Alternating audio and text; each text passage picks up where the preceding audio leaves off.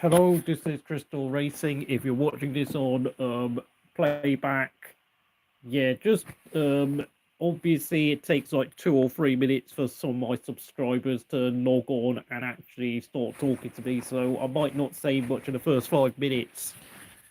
Yes, as you probably have heard,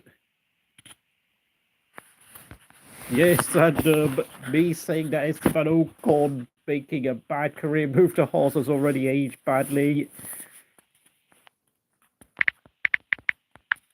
There you go, my face. Indeed. Yeah, I'm sorry, but they both got disqualified because Ferrari decided to take a risk with the skid plank, despite the fact that we had new rules concerning the wings coming into this weekend. And Ferrari being Ferrari, well, it really is a classic case of Ferrari gonna Ferrari. Of course, they'd get a double DNQ, which of course, not DNQ, disqualification, making it the first time since, I think, the 2004 Canadian Grand Prix, where, of course, both Toyotas of Olivier Panis and Cristiano Dabata and both Williamses of Montoya and Ralf Schumacher were disqualified. A shocking, yeah, and sadly, I was kind of nice to Ferrari last weekend when he decided to keep Hamilton and Leclerc out. But of course, because the safety car came out and the rain started intensifying, they had to bring both of them in. I mean, to be fair, Leclerc and Hamilton were both in 6th and 8th. I can't remember who was in front at the time, but this weekend, there are no excuses. Yes, Hamilton won the sprint race, but I think it is becoming a bit clear that this weekend, McLaren have got by far the fastest car. No, mate, I know you hate Liam Lawson. Like, come on, just give it a break, will you? Like, I think it is actually pretty harsh that Red Bull are already considering replacing him after just 2 weekends. I mean, considering the fact that Isaac Hadjar outqualified Tsunoda, I mean, I know Tsunoda's a good driver, but I don't really see him as like a particularly great driver, to be honest. Honest to God, Red Bull have well and truly dug themselves a massive hole with their second driver situation. This is their fault. This is their fault. This is all Red Bull's making, I'm afraid. Like, hold against Perez, yeah, but how on earth did Red Bull find themselves in a situation where Sergio Perez couldn't get a grip on the last 2 Red Bulls they designed? I mean, he's like a veteran of the sport, having raced in the sport for like, what, 14 years by the end of last season? Won 6 races, took his first race win with Racing Point, and you know what? I think I might actually go and watch. Huh?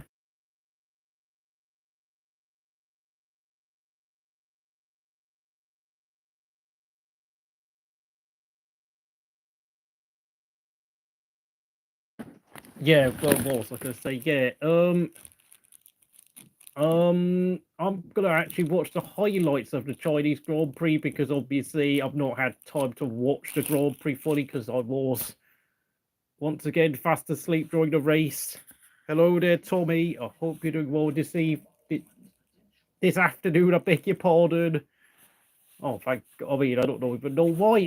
There's sun outside. Well, there's not sun outside, but it is daylight outside where I'm living. But yeah, I hope you're enjoying it. I don't understand. How the hell have Haas suddenly found so much pace this weekend? Like, they were slow in testing.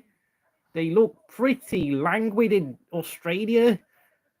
And now we're in a real bad situation where it looks like Alpine have got the slowest car on the grid. Oh, no. And look at that, the window licker scored 2 points for Aston Martin again. And of course, Carlos Sainz scoring his first point of the season for Williams. So, yeah, oh no, it looks like not even Flavio Briatore can save this sinking ship now, is it? I mean, he did a fairly good job in restructuring the team mid-season last year and it actually yielded immediate results. But it seems to be there are some very, very deep problems in Alpine, a lot worse than I even realised. And, you know, credit to Esteban Ocon. My God, he's actually I know Flavio Briatore did say towards the end of last season that he thinks he made a mistake, that he and the management made a mistake in letting Esteban Ocon go because of his behaviour at the start of the season, with, of course, hitting Gasly twice here, there, and everywhere. But I have to say, though, I don't think Esteban Ocon would save Alpine right now. I think the car that Alpine have got is just slow. It wouldn't matter. I mean, let's face it, at the start of last year, the Alpine was more or less one of the slowest cars on the grid. And now I'm looking at Fernando Alonso having to retire on the 4th lap of the race with some mechanical issue. Oh, yeah. It does make, I know, say, Rigora said something like, I'm not sure whether Alonso will be here next year.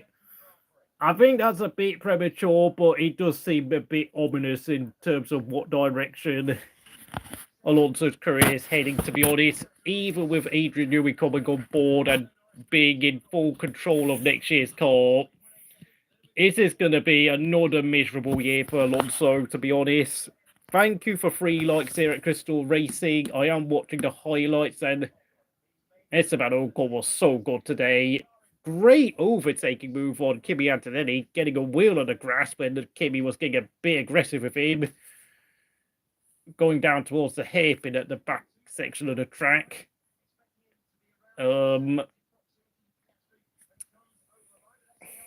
As for well, I mean, in terms of Ferrari's performance, I think Leclerc got disqualified first, and then they had to go and disqualify Hamilton afterwards when they had to do the measurements on the car. Hello there, Kiefer Chua. Hope you're doing well.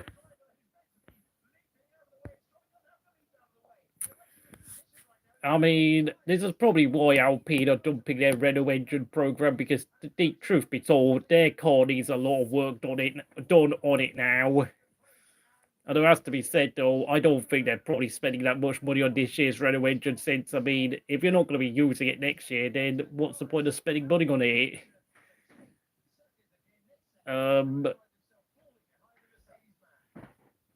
Wow, I mean, Norris was having to fight Lance Stroll earlier on, surprisingly enough.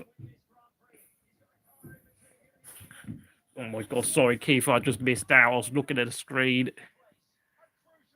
Oh, that was a great overtake on Russell there by Lando Norris on lap 18.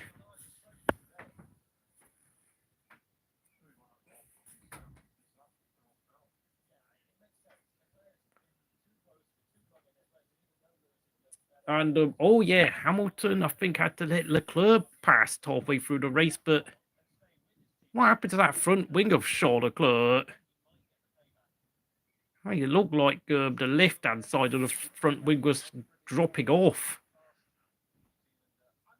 My God, Lawson was actually fighting Ollie Behrman. That's pretty sad, to be honest.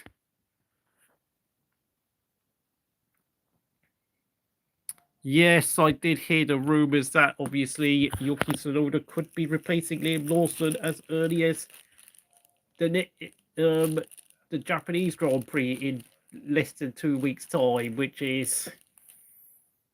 I know some people don't really like Lawson on this chat, but I mean, to get demoted back down to Racing Bulls after a couple of races is a bit extreme, in my opinion.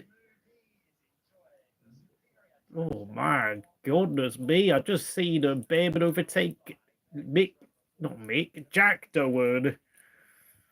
Gotta say, it looks like Haas were having a few teething issues with their chassis, and no need for them to find a solution in time for China. And now, look at them. double points finish. Oh my God, this is going to be another long season for Alpine and Gasly. But I have to say, Racing Bull's strategy was a mess again. Once again, no points to the team. For a second week in a row of no course. They did get 3 points in the sprint race because, of course, they didn't have to do pits. You don't do pit stops in sprint races, obviously.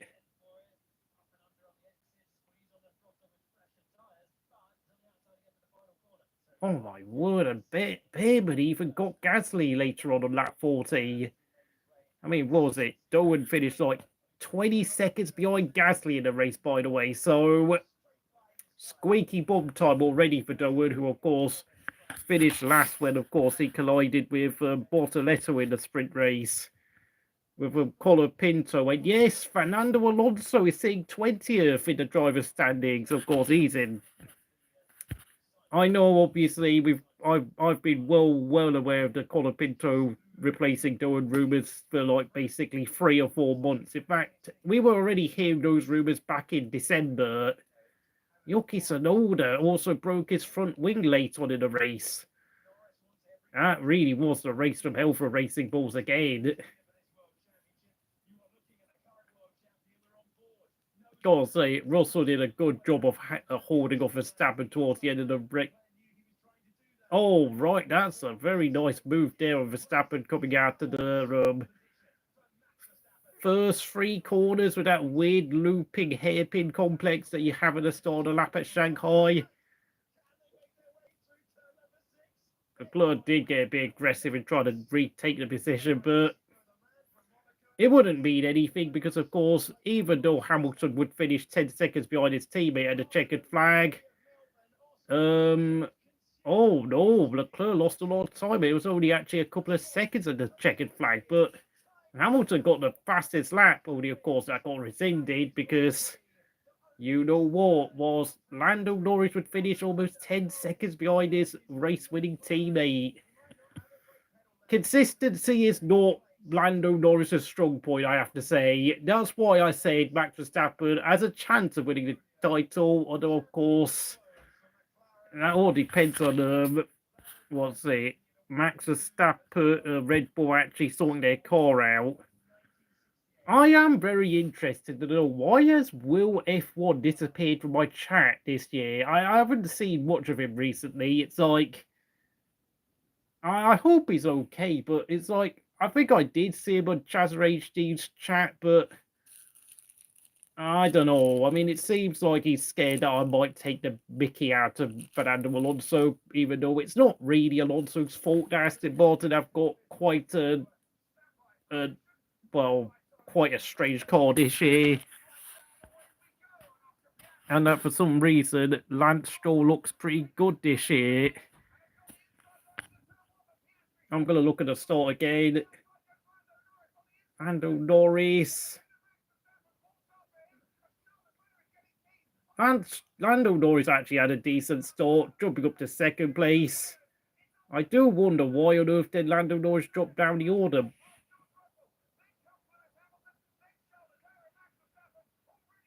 Max Verstappen was down in 7th place. 6th place, I beg your pardon. That was a terrible start. Oh, is that...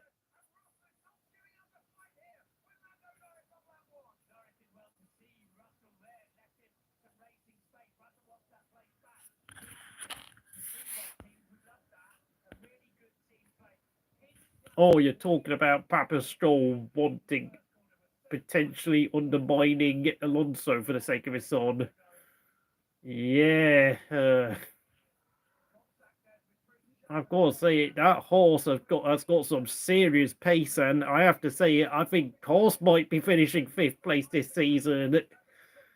Williams have got some real competition on their hands with Ocon and Behrman as a driver lineup. I think I might have underestimated Ocon and Behrman.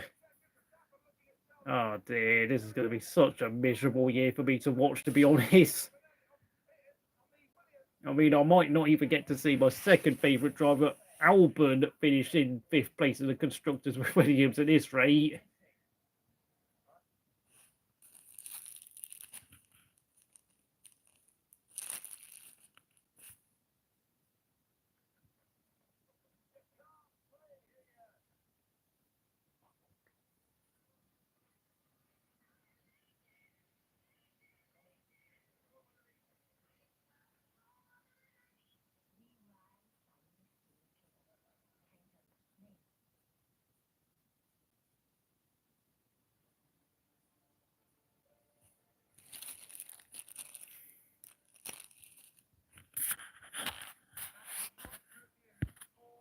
outpaced by Leclerc. I don't think it's that bad. I mean, Hamilton won the sprint race. He was clearly the faster driver in well, the sprint part of the weekend. I think it's pretty close between Hamilton and Leclerc, to be honest. It's just that Ferrari, though, is another problem in itself. Deciding to run the skid block far too low and making the cars lose all their... Oh yeah, Will F1 did talk to me last week and I forgot. I totally forgot, but he came on really late. And of course, but Racing Bull's strategy team is pretty abysmal. So, do you know what? I think I might have to give a driver rating for everyone in the Grand Prix due to, of course, what a mess we've had.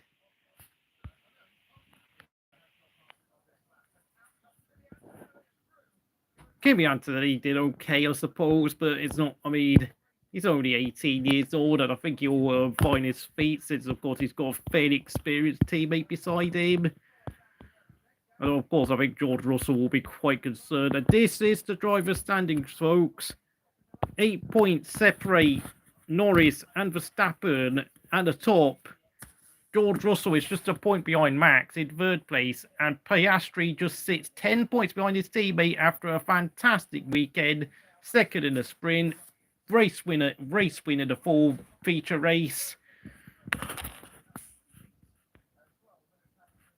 I think we all know what Team LHF had to say about Ferrari since pretty much for the past 2 decades, so it doesn't really change anything in my opinion. 5th place for Antonelli, very solid start to his F1 career. Although he is already 22 points behind Norris, but then I don't think anyone really expected him to be a championship challenger anyway. Okay, fair enough, Kiefer. Albon 6th place, but only about 6 points behind him is, of course, SD Bestie Ocon, who has taken just 1 week to get his revenge on me. And Stroll remains in 8th place. The both Ferrari drivers remain 9th and 10th, but frankly, and of course, that disqualification leaves them with just 9 and 8 points respectively. Of course, yes, Alex Albon sitting in 6th place in the driver's standings. What a fantastic start to the season he's had, and he's been well on top of his highly regarded teammate Carlos Sainz, who is already doing a bit of head scratching, I've got to say, because it looks like the gap between Albon and Sainz is actually even bigger than it was between Leclerc and Sainz itself. I don't know what it is. It just seems to me whenever Albon gets in a groove, he's actually quite good.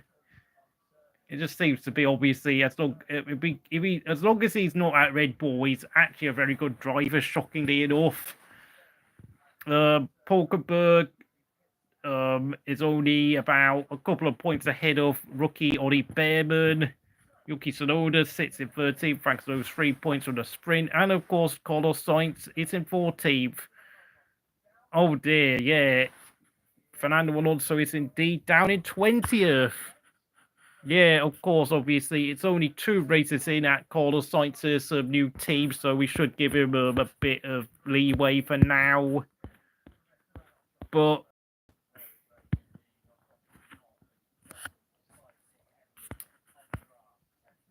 how do I rate these drivers then?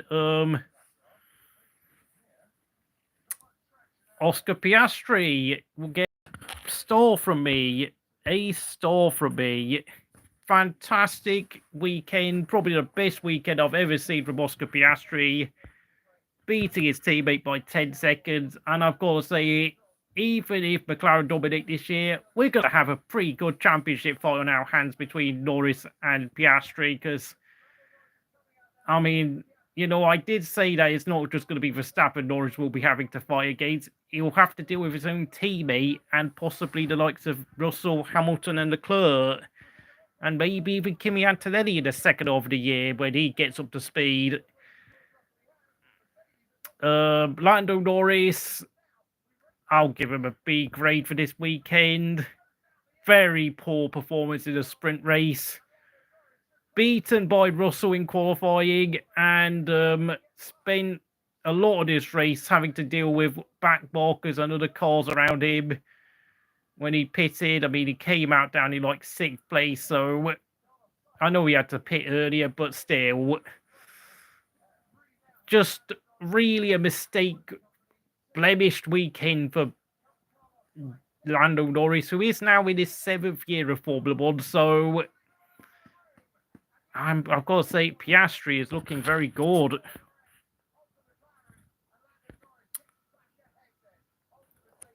Yeah, I mean, Vettel retired at the right time. I'll give him that. I think Vettel just knew he had ran out of gas by the end of 2022. I mean, he actually did quite well in the second half of 2022, but it wasn't exactly vintage Vettel anymore. Like, he actually pulled off some great qualifying performances, scored a lot of points, and came within 1 point away of helping Aston Martin finish 6th place in the constructors' standings had it not been for countback separating Alfa Romeo and... Yeah, I don't know what on earth McLaren was thinking of when they kept Hamilton out for that long at Shanghai. But, that's not my problem, okay? Because, you could argue Lewis Hamilton, Michael Schumacher, Vettel, and, of course, Verstappen wouldn't have had as many World Championships had they not been given such a strong, fast car as they did by the likes of Red Bull, Mercedes, and Ferrari, if we're going to be honest. You do need a bit of luck to become a world champion, like if Sterling Moss had bad luck, like, he finished runners-up 4 times in his career, and had maybe, I think he arguably cost himself a world championship in 1958 when he decided to defend Mike Hawthorne reversing back onto the track at Portugal, where the stewards were considering the possibility of disqualifying Mike Hawthorne, only for Sterling Moss to intervene and say that he didn't endanger anyone, which actually costed Moss the championship that year.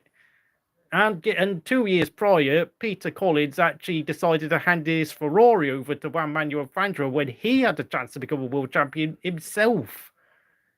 So, you do need luck in this sport to get your way. Because, I mean, in 2003, Kimi Raikkonen's for McLaren blew up at the Nürburgring when he was dominating the race and had his Mercedes engine lasted the distance. Kimi would have been 2003 champion. And more or less can be said for 2005 when his Mercedes decided to go kaplong at least 8 or 9 times at the wrong moment in the year, and he ended up picking up at least 4 grid penalties because of it. And he had to drop 10 places back then. Like, back then, grid penalties were really harsh. So, there's that.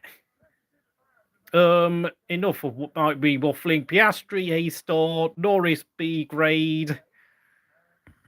I think I'll give George Russell an A grade, to be honest, because I think he's probably driven a very solid weekend once again. The Mercedes is clearly not on the same pace as the McLarens, to be honest, and what else can he really do? I mean, if McLaren have a problem, then I think Russell will probably be the first one to take advantage of it and capitalise upon their misfortunes. Max Verstappen, I don't know, this is a bit of a beat. It wasn't quite a bit. This was another iffy weekend for Verstappen. Obviously, Red Bull clearly don't have the fastest car anymore or anything remotely close to it, but I'll give him maybe a B+. Solid effort in the sprint, solid effort in the race. I can't ask for any more. He got on a podium in the sprint, but he finished almost 10 seconds behind Hamilton.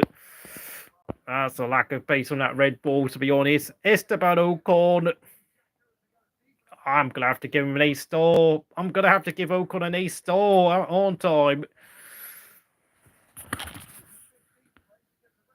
This could be Max's last season at Red Bull. Yeah, that's funny, because I was talking about it with someone on X, where I said, what will Red Bull do if Verstappen decides to leave the team at the end of this year? Because they've designed a car around his driving preferences. They've indulged in Yoss's demands to make the team, make his son the #1 driver for the past 6 years.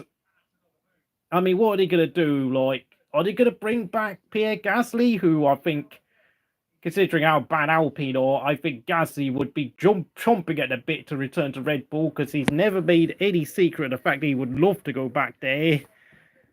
And let's face it, Alpine are on the road to nowhere. Like, I'm fed up with that team. Like, I did a video here last year saying that Gasly should leave Alpine, and I'm back to that opinion again. Because, yeah, the second half of the year was okay, but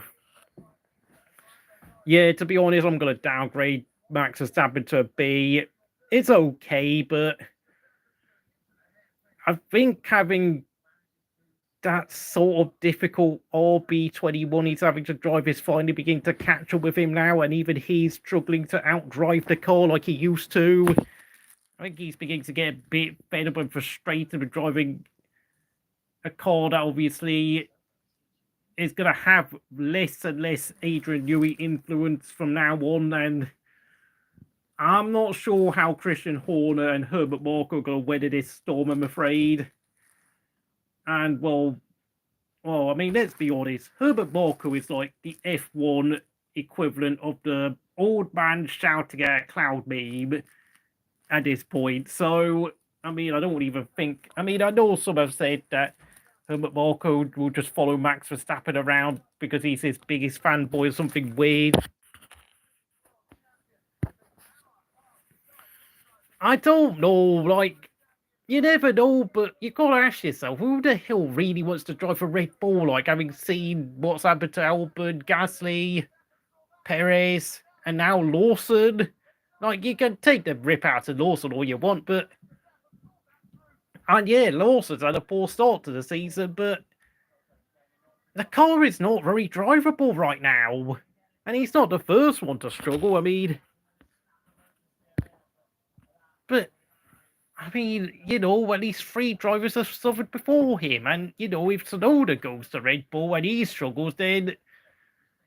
Well, they're screwed, to be honest, aren't they? And that's just alarm bells all round. Obviously, Esteban Ocon gets an A-star from me.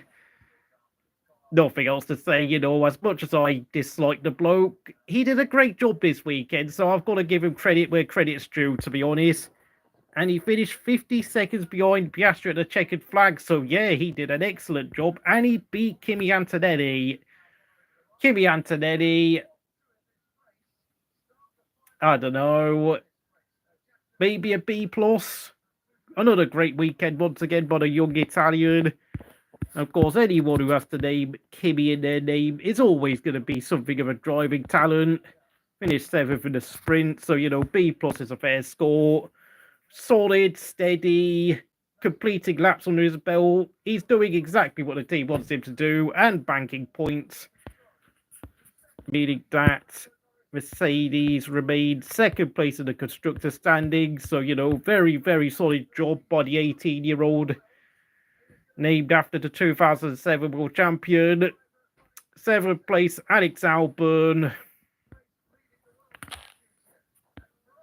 Yeah. Obviously, but I don't think there's any prize for guessing that one. But Alex Albon, to be fair, 7th place would be a good result. But because Esteban Ocon pulled out the stops today, it's going to be a B+ for Albon. Once again, beat Sainz all weekend long. Yeah, I mean, we're going to get on to Sainz in a few minutes' time, but I think with Albon, it's kind of... I've come to expect Albon to get these sort of results on a regular basis at Williams. Ollie Behrman is going to be... This is going to be tough, isn't it? He was only 12 seconds behind his teammate at the checkered flag. I think I'll give him a grade A for his efforts. Obviously, he's been slower than Ocon pretty much all weekend, but... Oh, yeah, he did actually beat Ocon in the sprint race, but... He's only done 5. This is only his 5th race in F1, so... We can't really expect Behrman to be that close to Ocon at this point, and the fact that Ocon is actually quite a good driver in his own right. He finished 10th on track, but of course he got promoted to 8th place thanks to the double Ferrari disqualification. I think a B+ is fair for Albon, to be honest. 9th place, Lance Stroll. Aston Martin of a slow car, so I'll probably give him like I don't know, probably give him a C+. Yeah, he got beat by a couple of rookies and Alex Albon. I think that's a fair score, C+. Stroll has actually had a good start to the season, and of course, the Aston Martin is not very quick, so he's actually maximised the points opportunity, and I think, what else can you ask from Lance Stroll? You know, I can't keep coming on here making fun out of him, calling him a window licker, saying he's a bomb and all that nonsense, and saying he secretly wanted to become a tennis player when he was a kid, but his dad forced him into motorsport. 10th place, Carlos Sainz. Yeah, I've got to give him a C grade. It was an okay effort. He got to the checkered flag, but he has been well and truly soundly beaten by Albon over the course of the past 2 weekends. Well, that's why I gave Lance Stroll a C+, because obviously he got beat by Albon and Behrman. I think that's pretty fair, but we have to remember the Aston Martin is actually quite slow, so got to have a bit of got to use some context in light of Lance's 9th place finish. It's not. He got 2 points. That's better than nothing. And my goodness me, Georgia are leading Armenia 8-0 on aggregate in the Nations League. That's crazy. Goodness me. Some of these small nations in international football are pure garbage, to be honest. But on to the non-point scorers. Yeah, Isaac Hadjar, I'll give him a C+. Did a fantastic job in qualifying 7th, but once again, the tyres fell off, and the Racing Bull strategy team were absolutely clueless once again. Come on, we've got to give him a C+. He out-qualified Tsunoda. Like, that's got to be worth something.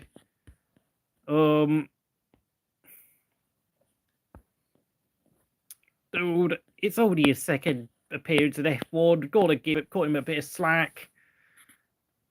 And then, of course, there's Liam Lawson. And I did say this about Lawson last weekend, saying that I will not give him, any scores below a C until, probably, I don't know, around Catalonia or maybe Montreal, when by that point I would expect him to progress a bit more.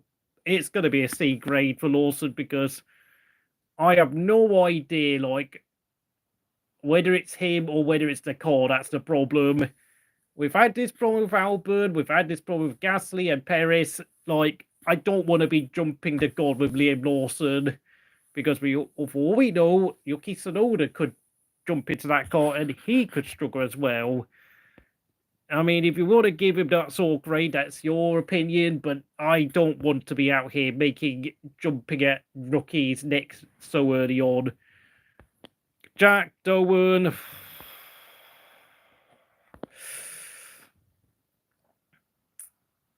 I can't really give him a C+ now, can I? That'd be way too good for him, I'm afraid.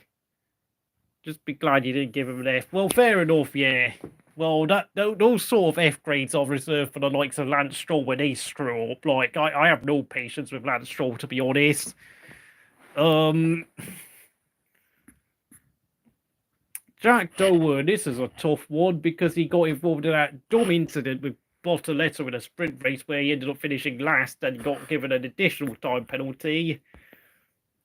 And then he got involved in another incident in a race where he forced Isaac Hadjar off the track.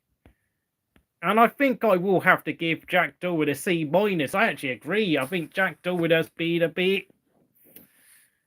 He's feeling the heat in that Alpine kitchen, I've got to say. It's like They've got 3 chefs in the kitchen, and one of them, Franco Colapinto, is forced to sit on a stool doing absolutely nothing at all because only 2 chefs are allowed to be cooking it right now.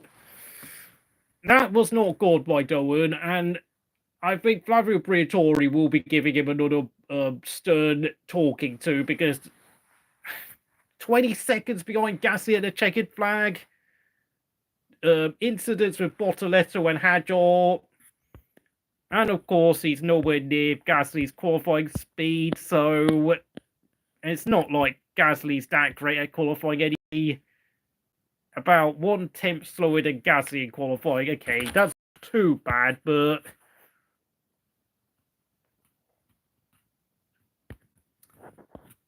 okay, just hang on a minute. Oh, that's an interesting one. I didn't even take notice of Sauber's this weekend. It looks like Sauber might actually have the slowest car, despite the fact they are sitting in front of Alpine in the standings, but that's frankly because of the weather conditions last weekend and the fact that Hulkenberg always seems to drive better in the wet than he does in the dry for some reason. But that's a really weird one. I mean, Bortoletto qualifying 19th. Hulkenberg was had another fantastic qualifying performance, taking the Sauber up to 12th. That's tough. That's tough. I think I might give Bortoletto maybe a B- for beating Hulkenberg, I suppose. He's actually been okay since entering F1. It's just obviously crashing out of the race in Australia, costing him a chance of a points finish. So, you know, we all make mistakes. We've got to start from somewhere, and I think Bortoletto has actually been okay this weekend. And we have to remember, it's not like Audi will be spending that much money on this year's Sauber, to be honest. And yeah, he also out-qualified Hulkenberg in Chinese sprint qualifying and qualifying at the last race he did.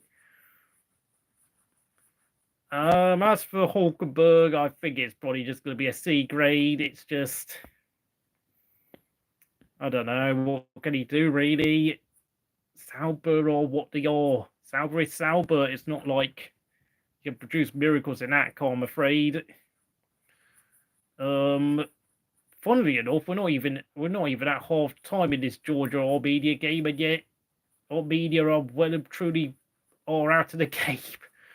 5 goals in the first half of the second leg is truly horrific, to say the least. It's like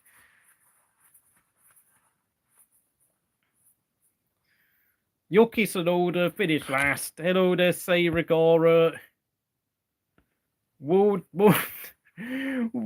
the real Italian team stand up? Oh, Lord. Well, it's not like Racing Bulls have had a good weekend either, I'm afraid.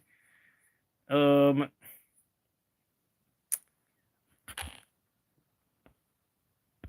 mean, the thing is, Hulkenberg has more or less scored Sauber's only points of the season so far with 6 points in Australia. So he does have something about... I mean, Hulkenberg is still a useful midfield driver at the age of 37, but I've got to say, I mean, if Bortoletto continues to improve, I think it's pretty much safe to say that Magnussen well and truly...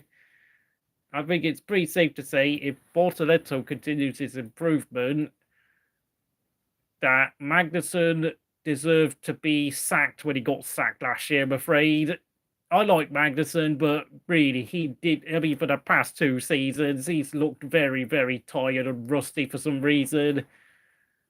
I mean, he had a great start returning to F1 at the start of 2022, but I think from the middle of the season onwards, I think Mick Schumacher actually started outpacing him as well, which was highly worrying, to say the least, to be honest. And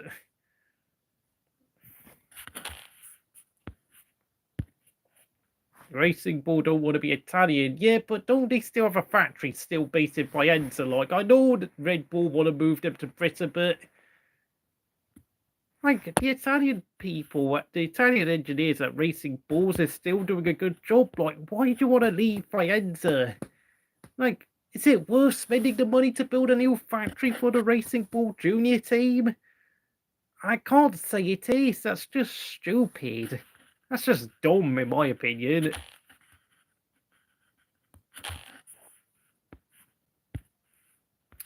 Okay, I know you love Eminem, Mr. Seiragora, but here to talk about rap music or anything. We're here to talk about Formula One.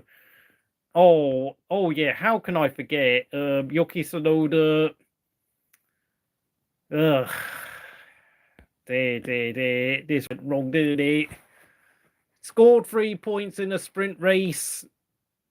It always seems to be, though, whenever racing bulls have to do a bit of strategy, things go down the window, and I can only give Yuki Tsunoda a C- for his efforts this weekend, because it all went wrong, didn't it?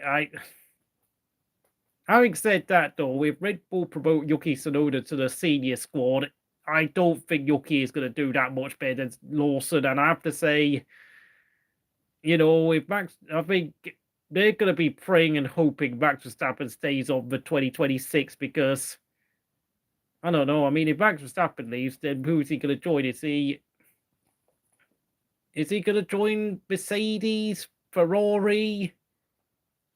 I don't know. Is he going to be able to? Oh yeah, could he be going to Aston Martin?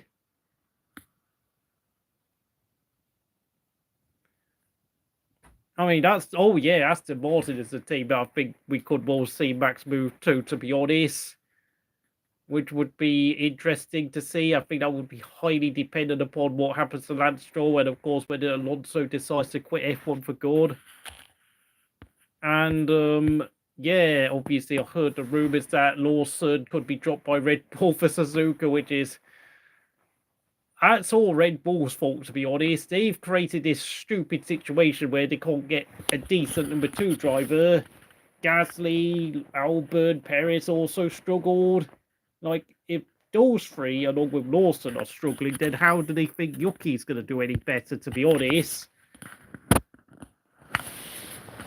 I mean, Red Bull could find themselves in a situation where their driver pairing next season could be Gasly and Alex Albon, two of their own rejects coming back to the senior squad, because, like, what are they going to do without Max Verstappen? Like, it's kind of the least they deserve, to be honest. I would find it very funny.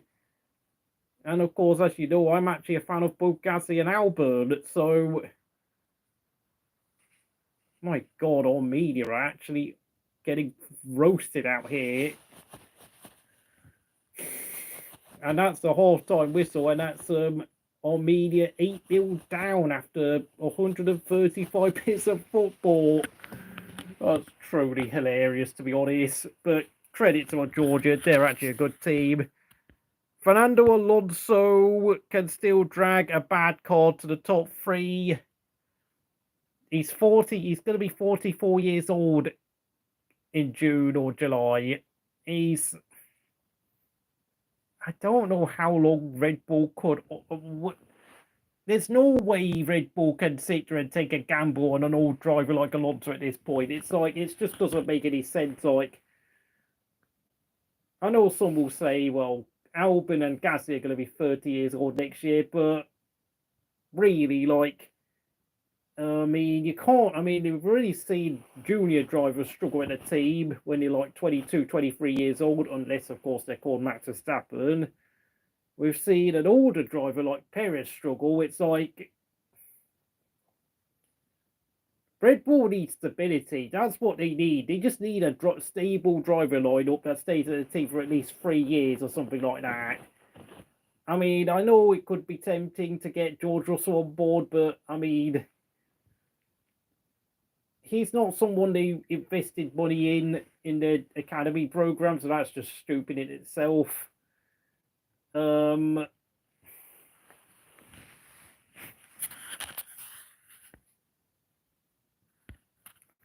of those guys are Hall of Famers, though. Yeah, but I mean, neither is George Russell or Charles Leclerc, for that matter.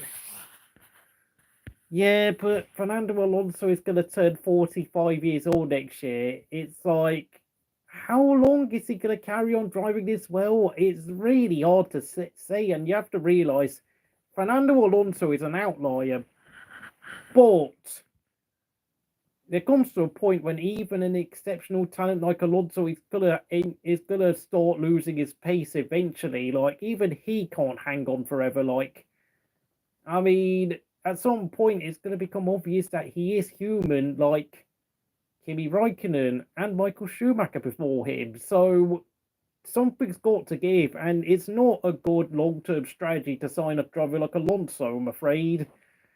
And really, like, if you really want to give yourself a sure bet of becoming world champions, then it's better to focus on making a good call, like we've seen with McLaren, who finished first and second today with a pairing of Piastri and Norris, who are both not particularly consistent, but yet, you know, we saw it back in like 2007 and 2008 when Ferrari won the driver's title with Kimi Raikkonen and then won the constructors twice in a row with Felipe Massa in the other seat. It's kind of better to focus on actually building a strong car first rather than necessarily, I don't know, either splashing big money on a big name driver or, I don't know, signing an aging superstar because you hope he can still do it at 45 years old. This is Red Bull. Red Bull have got a real problem, but of course, how can we forget? Yeah, Ferrari. We've still got another 3 drivers to talk about, shockingly enough. I think Fernando Alonso, what can I give him? I'm not even going to give him a grade for this weekend because, let's be honest, Aston Martin's problems are self-inflicted. I think I'm just going to have to give him a C grade. Nothing he can do, by the way. That's not even his fault. It's Aston Martin's fault, to be honest. Leclerc and Hamilton, this is going to be very hard to do because they themselves are also victims of Ferrari's issues.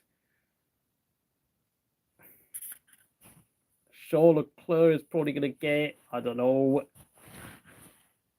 maybe a C plus for, I don't know, trying his best.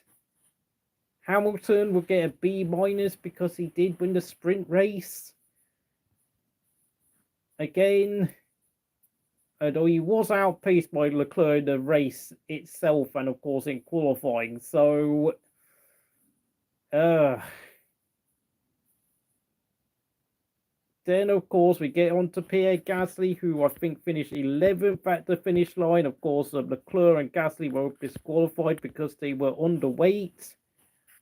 Hamilton was disqualified because of excessive plank wear. Pierre Gasly, yeah, qualified Doohan. He was at, well,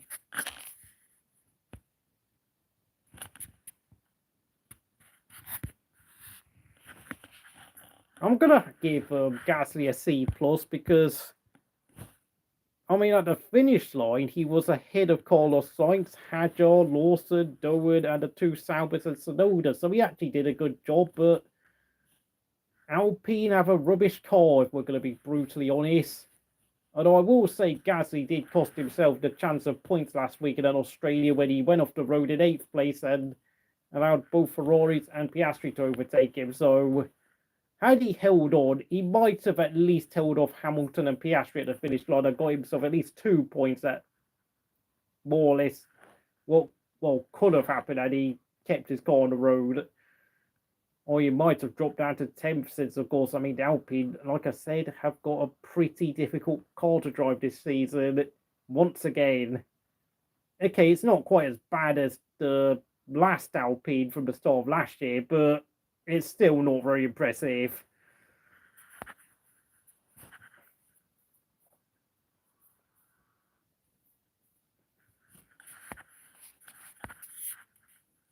B minus, maybe, but he didn't score a point, so it's a bit.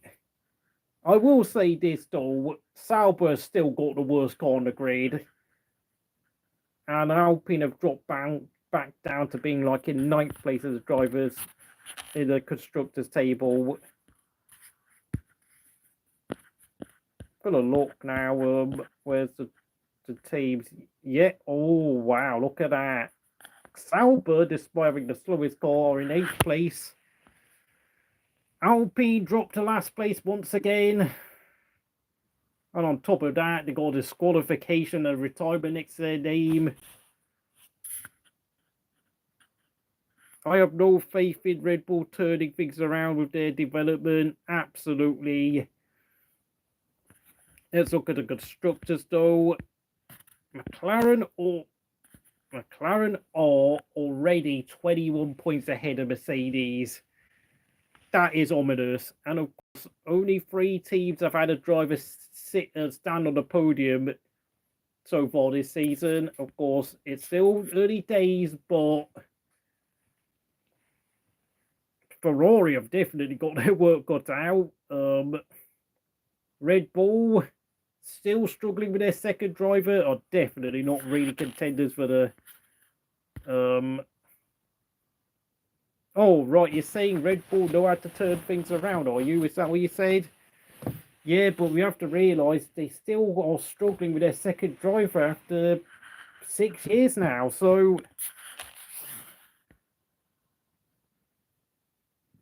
Okay, so I've got differing opinions on the state of Red Bull right now between Kiefer and Say.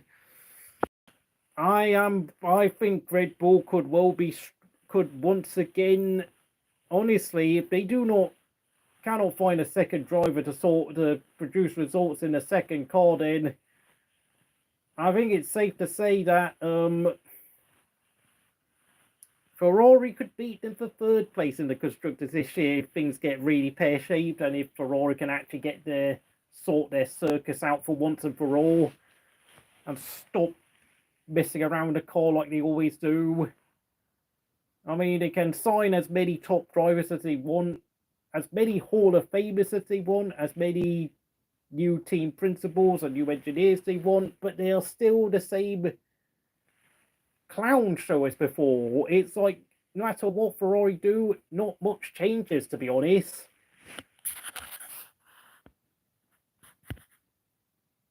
Certain what? Wait, Jerry Halliwell? What's this got to do with not Jerry Halliwell, Jerry Horner, I beg your pardon. I don't know, mate. I think we might be going in the deep end there. I know, obviously, there were complaints about Christian Horner behaviour towards a female staff member at the start of last year.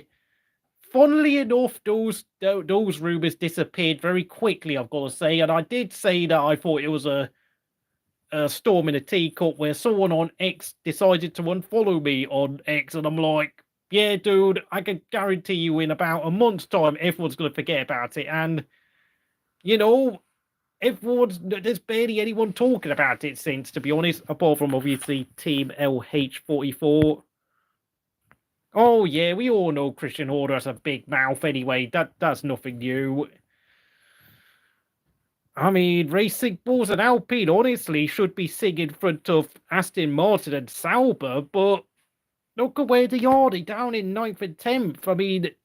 and Aston Martin have managed to score points in both races, shockingly enough. With Lance Stroll getting the job done. Like, who would have thought that? I think it's pretty clear that Papa Stroll gave his son a proper good bollocking during the winter. And his son is suddenly driving well again. Oh, and look at that. Haas are only, what, a few points behind their senior team in Maranello. I think, how many points is that? I'm going to...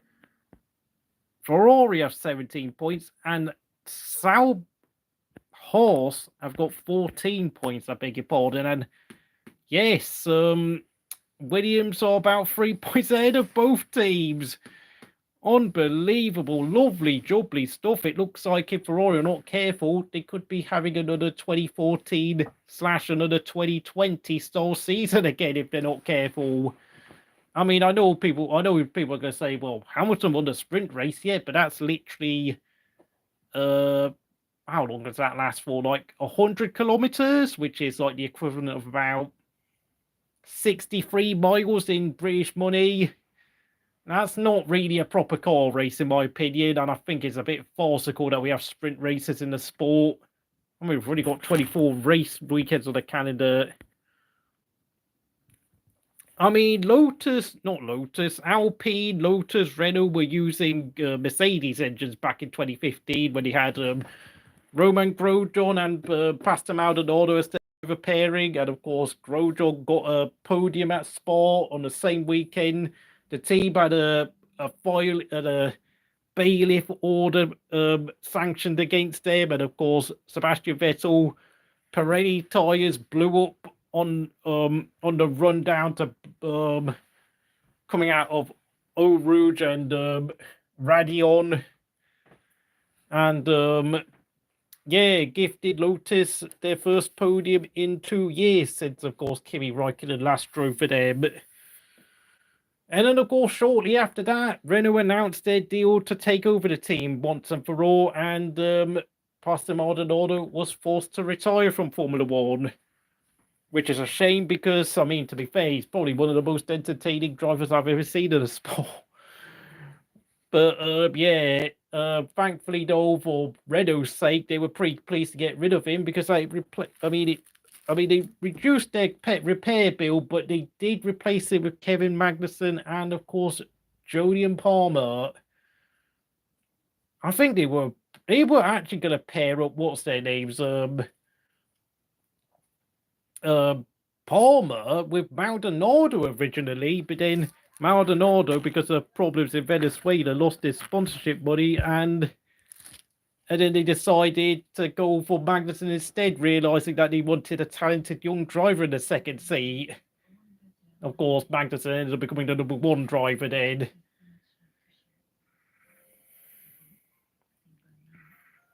I mean, for me, if Haas actually went fully independent and actually designed their own car, chassis and all that stuff, and told Delora to go away and actually got their own investment in, Haas could actually be quite a competitive F1 team, surprisingly enough.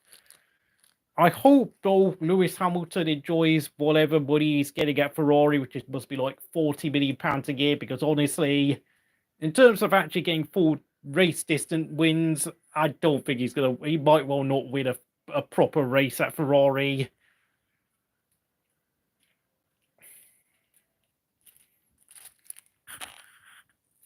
Yeah, Antonelli has been excellent so far, hasn't he? He's been excellent. And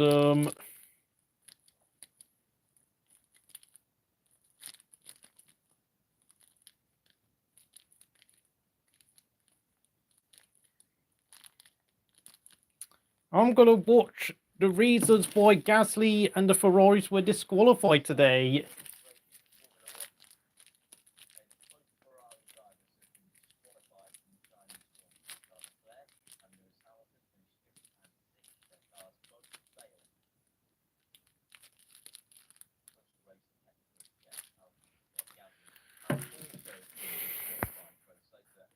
Thank you for 5 likes here at Crystal Racing. Like, subscribe, I do all the usual stuff. I don't want to repeat myself over and over again. But,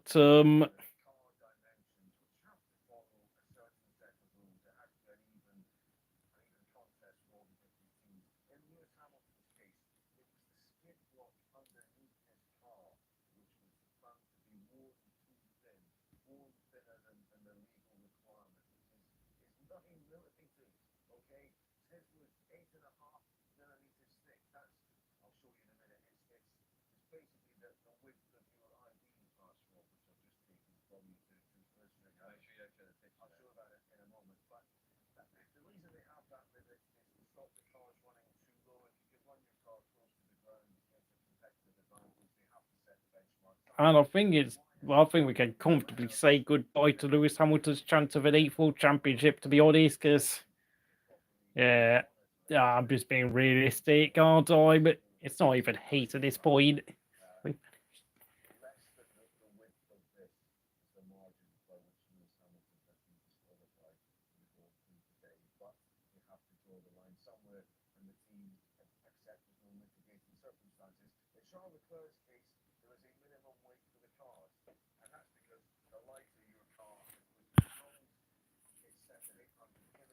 And if you want to ask any questions or leave any thoughts in the chats,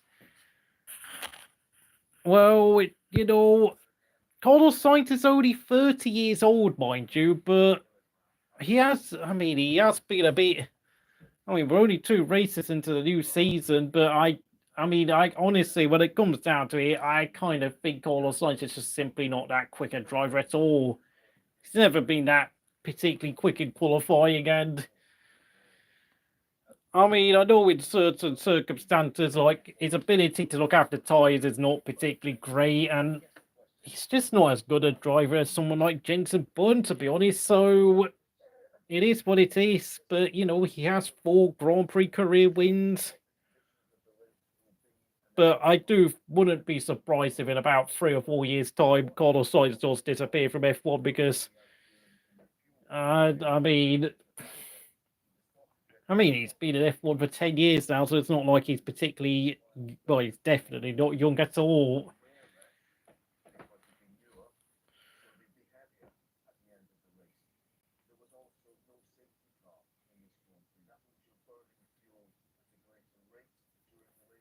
Truth be told, Carlos Sainz is more or less on the same talent level as someone like Felipe Massa. On the whole, difference is Felipe Massa got quite lucky to drive for Ferrari when he did in his first 3 seasons when the car was actually quick.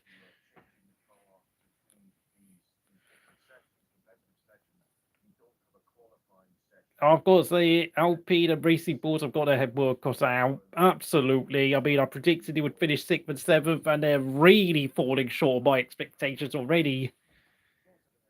And whilst Haas are actually completely destroying my expectations by quite a long way.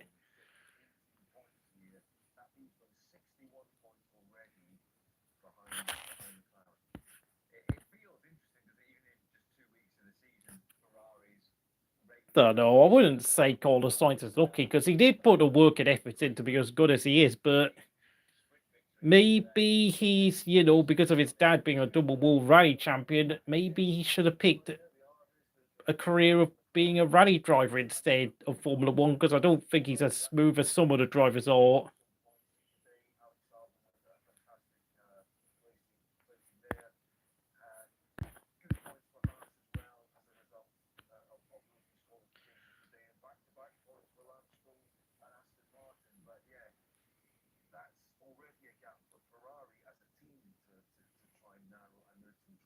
I mean, look at that. Ferrari already 19 points behind Red Bull and 40 points behind Mercedes and 61 points behind McLaren. Very bad, very bad. There's 61 points of the championship leaders after just 2 races and a sprint event, which they won as well, which makes it even worse, to be honest.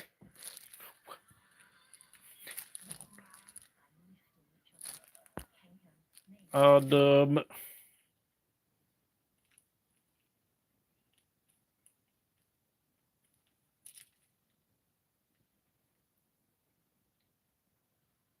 Armenia have pulled a goal back against Georgia, but they're still 8-1 behind.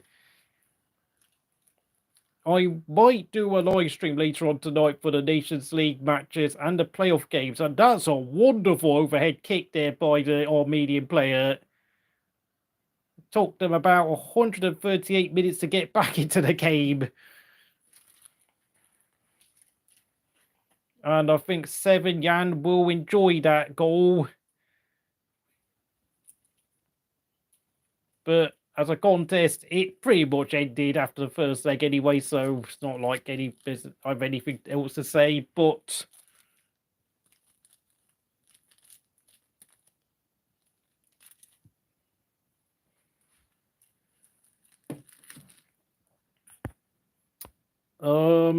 yeah, Alonso, very worrying, to be honest. Lawson could be replaced.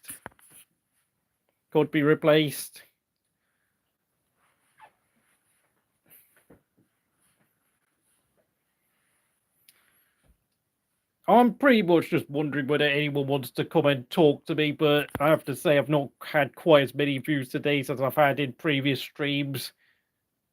I suppose since it's pretty much this race has come just 1 week after Australia, it's like And it's not exactly like it was that particularly interesting watch the race itself, because let's face it, Shanghai is just too technical of a circuit to produce a spectacle of any sort. Like, look at this track layout. Like, is that what you would call a good track? I can't say anything. Like, it's only exciting when it starts raining around Shanghai, to be honest. It's far too many slow corners all over the place, you know, turn 2, turn 3. Then the squiggly bits around turn 9 and 10, 11 and 12. It's not exactly a... I mean, F1's been going to this track since 2004 when... I actually remember Barrichello winning the race here for the first time. Although I will say this, though, like, watching McLaren dominate the sport like they are right now makes me so annoyed to think, why couldn't they have designed a car as good as the sort of car they've got right now? Like, why couldn't they have designed a car that good and that reliable like they have right now, like they could have done for Kimi back in the day?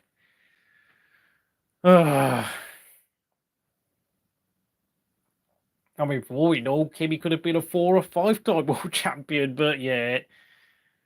Unfortunately, Ferrari and Renault designed cars that were not only quick, but crucially were much more reliable than what McLaren Mercedes had in the mid-2000s. And I will give Ferrari and Renault credit for what they did with Schumacher and Alonso as their lead drivers. You can sit here and say that Schumacher and Alonso were even back then were better drivers than Kimi, but truth be told, when you have a car that is constantly picking up reliability issues and, you know, grid penalties for engine failures and costing you places on the grid and so on and so forth, like, you really have got one hand tied behind your back, and you know that I will never step down from that opinion because of you know what. But Crystal Racing knows best, okay?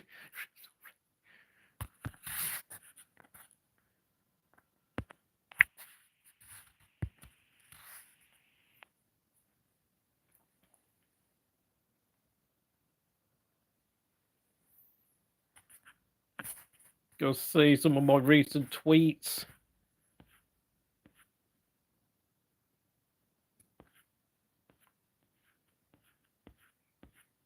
Look at that. Look at that statistic. 2004, both Toyotas and Williams were thrown into the sack for illegal brake ducts. Look at that. Look at this picture. Ralph had his head in his hands when he got told about the double disqualification.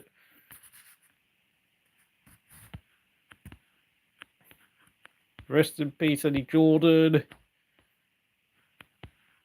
Look at these stats, by the way. Since 2016. Oh, right, yeah. This is the first time McLaren have led a constructors' title since 2003 when they had Kimi and Coulthard at the team. Look at that.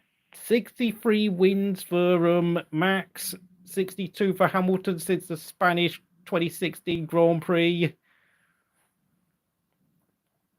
Oh, yeah, Williams were partners with Toyota back between 2007 to about 2009, when, of course, was it Kazuki Nakajima joined as a test driver, and then at the end of 2007 became their race driver full-time.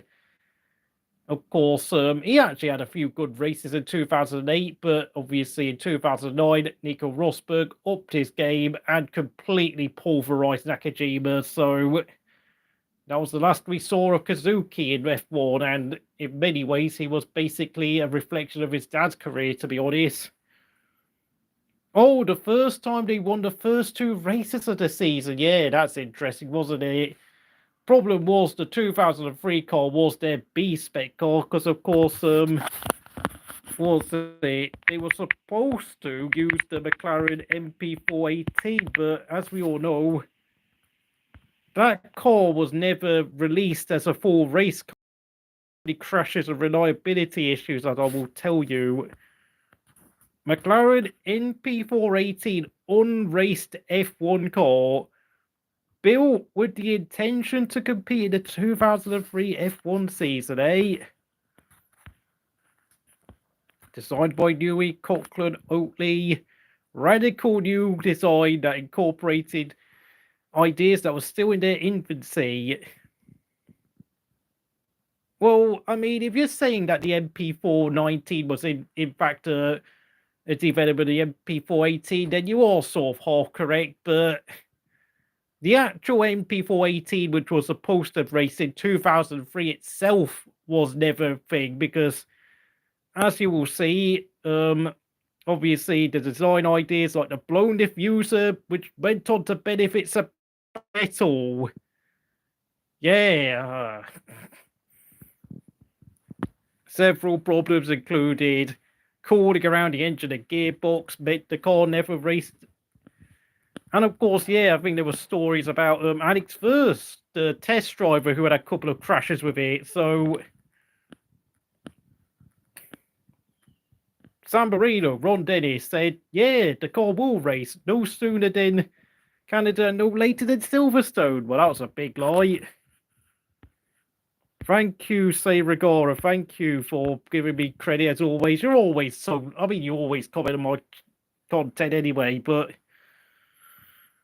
Oh, no, but how? Oh, I've never seen a car more impressive than the MP418. That's absolute nonsense. Overheating problem due to a small area with the side pods.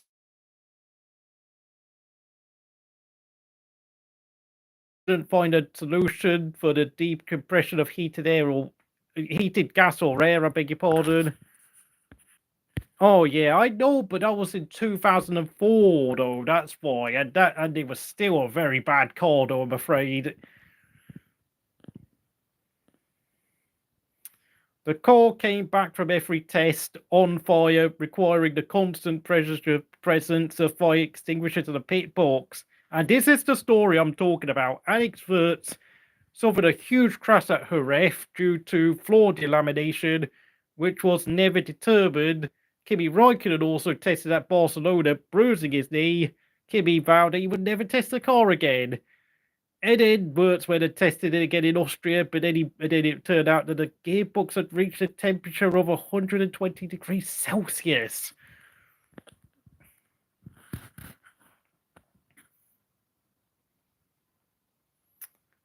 Yeah, I think after Hungary, I kind of knew deep down the car would never appear because I was like, what's going on? Like, I used to check Teletext all the time for news about the MP418, and it was just like, we've had another crash, we've had more problems with mechanical pieces, and I just gave up. I just gave up that year.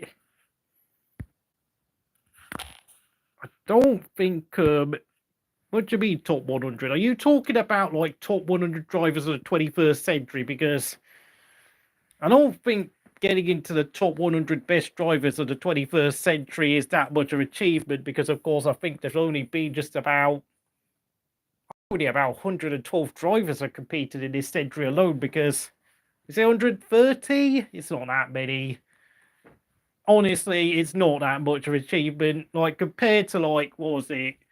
The 20th century, I think there was like at least 600 odd drivers who competed in F1 back then. So back then there was way more competition, since partly due to injuries and premature deletions of certain drivers, it meant that, and the fact that we used to have so many teams creating cars in tool sheds and all that. We had very often it'd be frequent sight to see like up to 15 or 16 teams on the grid, and of course you used to.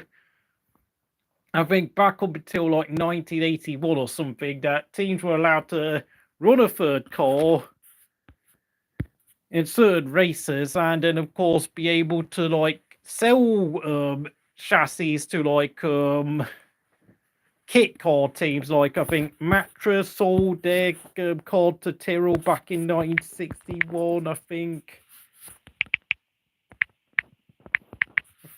I'm trying to see.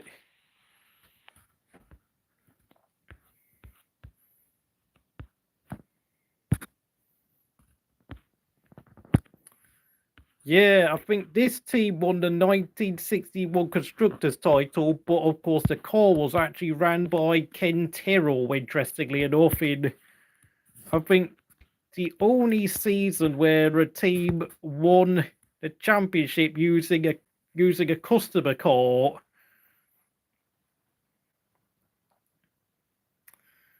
And it remains the only car titles won by a car wholly built in France. ProDrive wanted to be a McLaren B team, yeah, but of course F1 said no to that in 2010.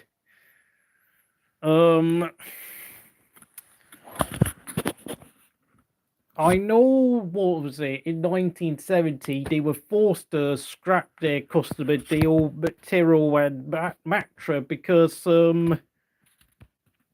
frankly, Matra wanted Tyrrell to use their Matra V12 engines.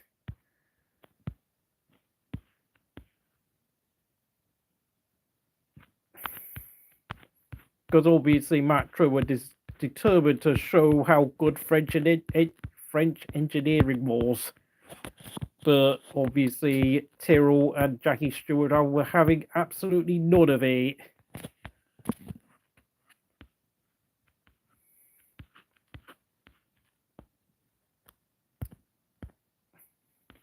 And that's what the car looked like, obviously.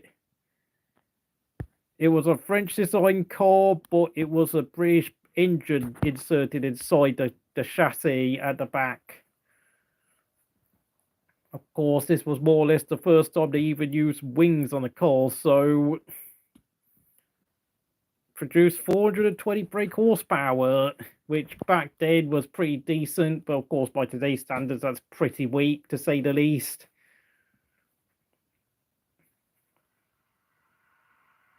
That's 6-1 on the night for Georgia, and of course they lead Armenia 9-1 on aggregate. A fantastic display by the Central Asian nation, I've got to say.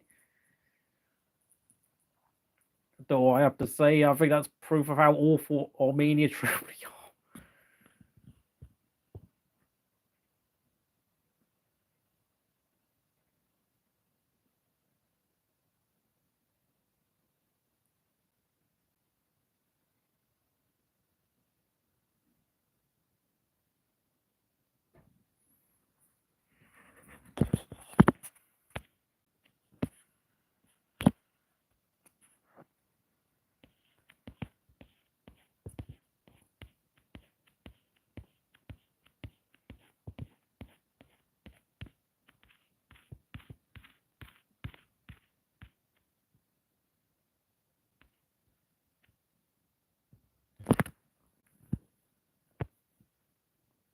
Oh yeah, Hamilton got disqualified in the 2023 American race for the same problem.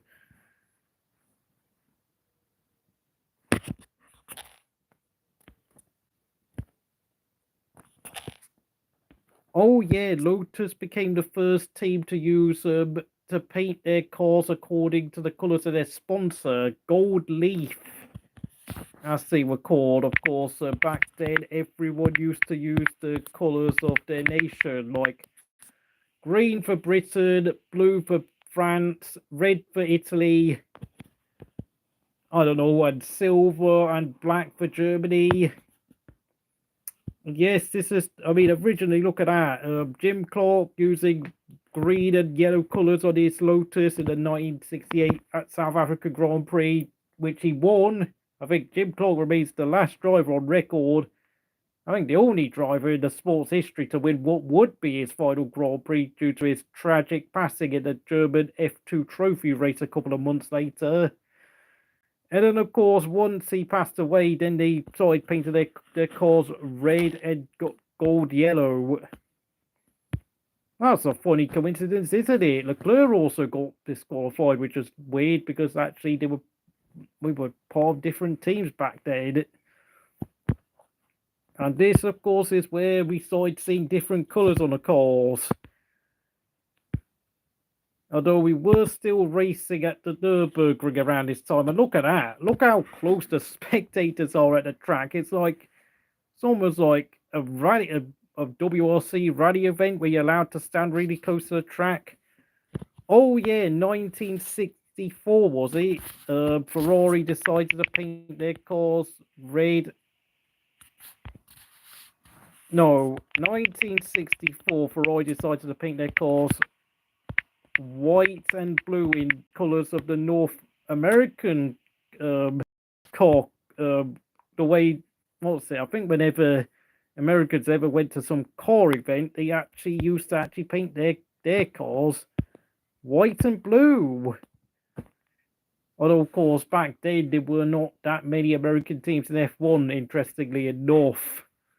Yeah, look at that. You don't see that every day. I mean, I think this is probably the only time in F1 history that we've seen Ferrari use white and blue as their predominant colours. Although, of course, with HP on board as sponsors, they have been using a fair bit of blue recently.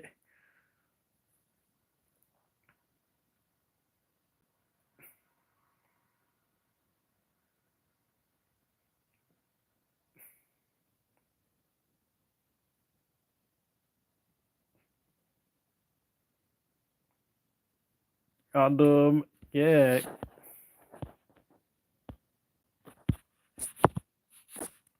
Thank you for 6 likes on this stream. Much appreciated. All the support is appreciated because I wouldn't do it without you.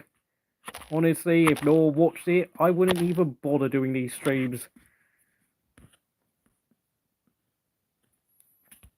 Of course, Ferrari also miscalculated Leclerc's high tyre wear due to his one-stop strategy, which caused him to be disqualified for being underweight.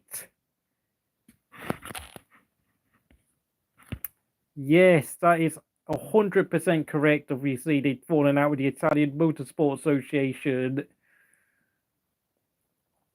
Funnily enough, I think that was 3 years before... No, 2 years before McLaren made their debut as an F1 team, with, of course, Bruce McLaren being their founder. Yeah. That's how far back we're talking, folks.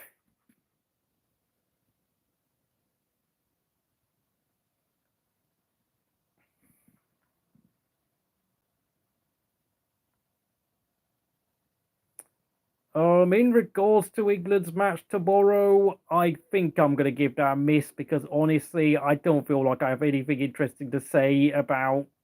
I think I've ran out of anything football related to say in regards to tomorrow's match because it doesn't really matter how many. I mean, as long as England win by at least 3 or 4 goals, I mean, there's not really much to comment on, really. And I think we're getting to the point with Latvia. Latvia are not really a particularly solid team for comparison.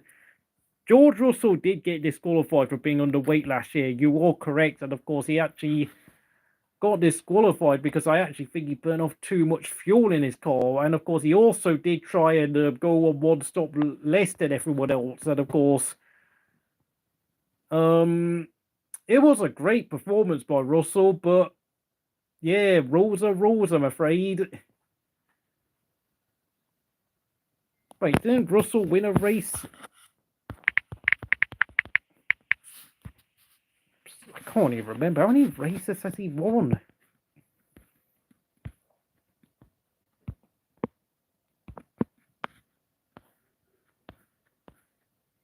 He's got 3 race wins, and of course, oh yeah, he did win Las Vegas. I forgot that because I think that was the race when Max Verstappen won the championship.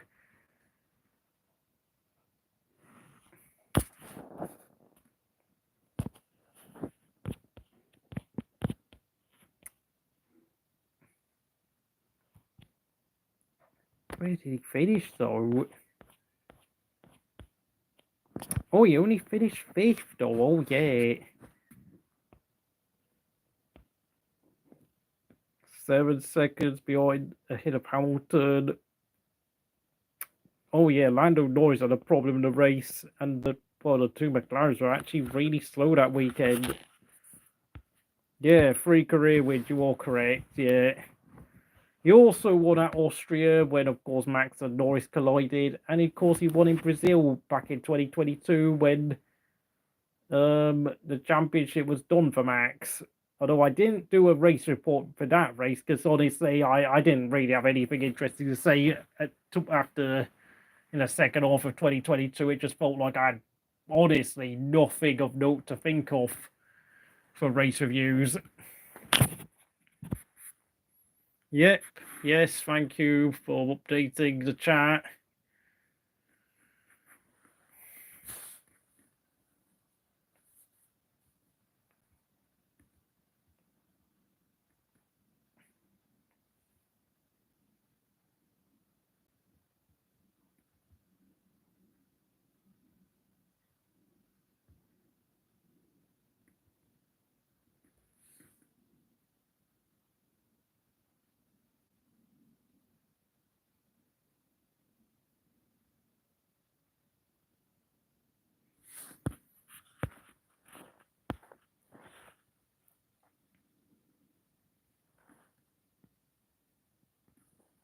Look at that.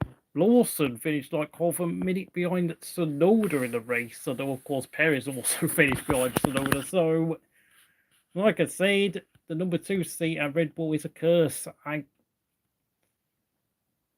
frankly, I don't even know if Red Bull know what they're doing with their number 2 seat at this point.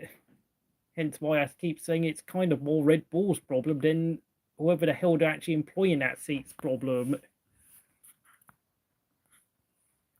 Oh yeah, the 2022 Brazilian Grand Prix, obviously there was quite a bit of outrage towards Max Verstappen because he didn't allow Perez to take 6th place off him.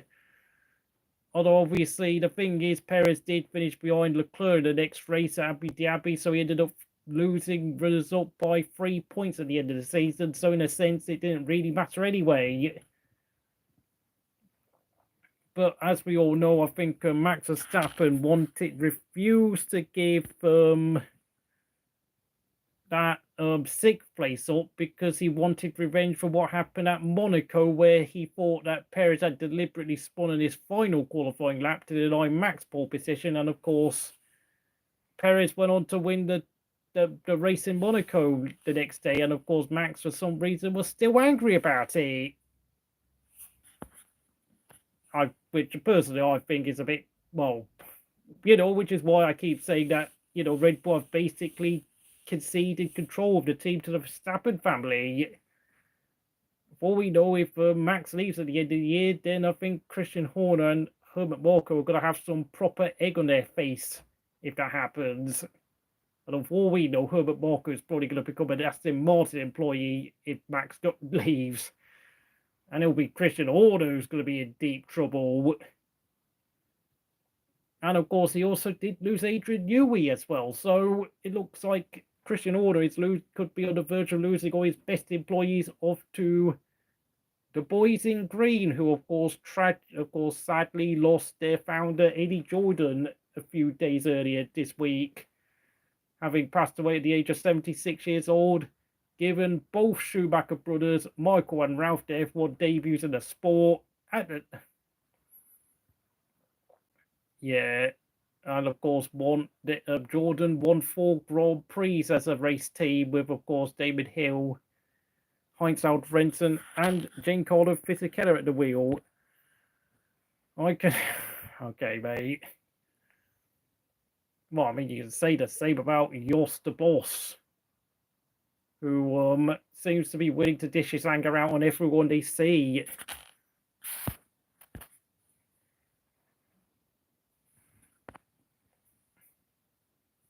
By the way, I'm actually still watching Georgia play Armenia. They're leading 9-1 on aggregate, which I think I did say it before, that some of these games in the Nations League itself has come up with quite a few mismatches, with this Georgia Armenia game being one of them.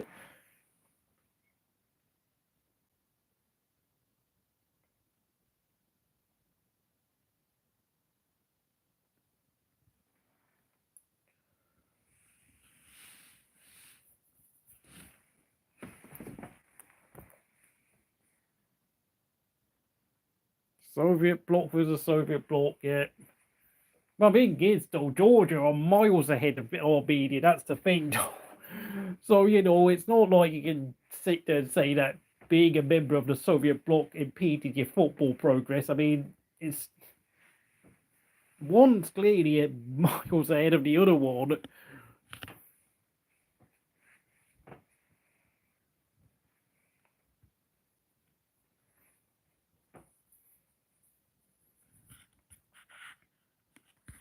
Oh yeah, of course, that's the country that Joseph Stalin was born in. What was I gonna say? Yeah, back to the F1 again. Of course, hold on.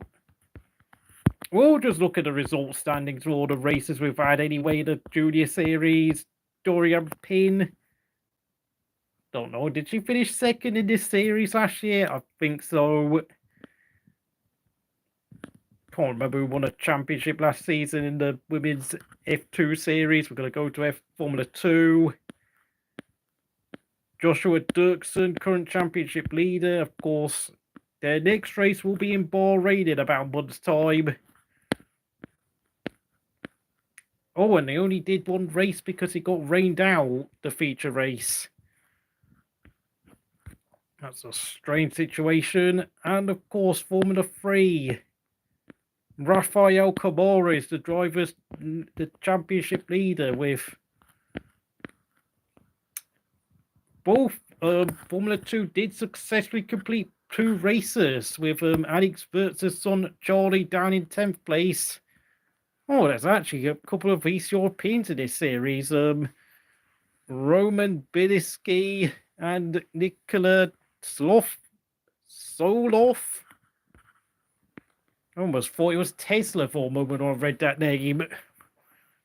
Oh, and the highly rated McLaren junior driver, Hugo Yukotrukwu, down in 14th, which is a bit worrying to say the least.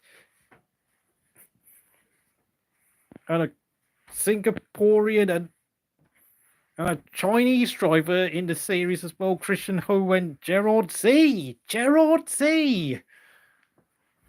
I mean, if his parents are not Liverpool fans, then I don't know what they must be. I don't know what. Oh, yeah, and a Thai driver, Sanapo. I'm not even going to try and pronounce that surname. Up in 6th place. And a Norwegian in front of him. Although he is already 19 years old, which is, okay, not the greatest, but 5th place, Martinius Sternhorn. He's also 9. I think some of these kids are going to have to get a bit of a hurry up if they want to make it to F1. Oh, and the highly rated young Finnish driver, Tuukka Tapanen, is... Oh, that's not good. I've been hearing stories about how he's one of the next big things, but by the looks of it, I'm not sure. And he only has one championship title, which was the Middle Formula Regional, which is really Formula 3 title from the Middle East. He is a member of the Ferrari Academy, which I don't think will last very long if he doesn't improve. I think Finland will have to wait quite another few years for another top young talent to make it to F1. I mean, there's so many more junior drivers around nowadays.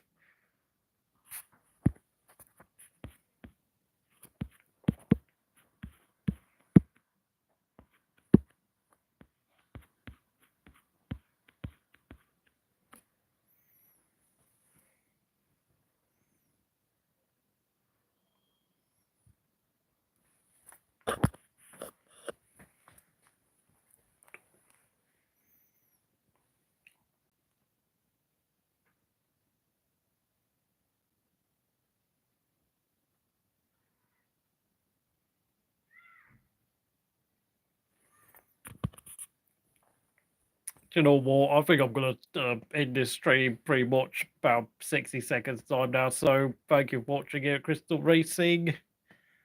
And I hope you enjoy the rest of your day. And I think I might come back on Crystal Encore for the Nations League wrap-up later tonight.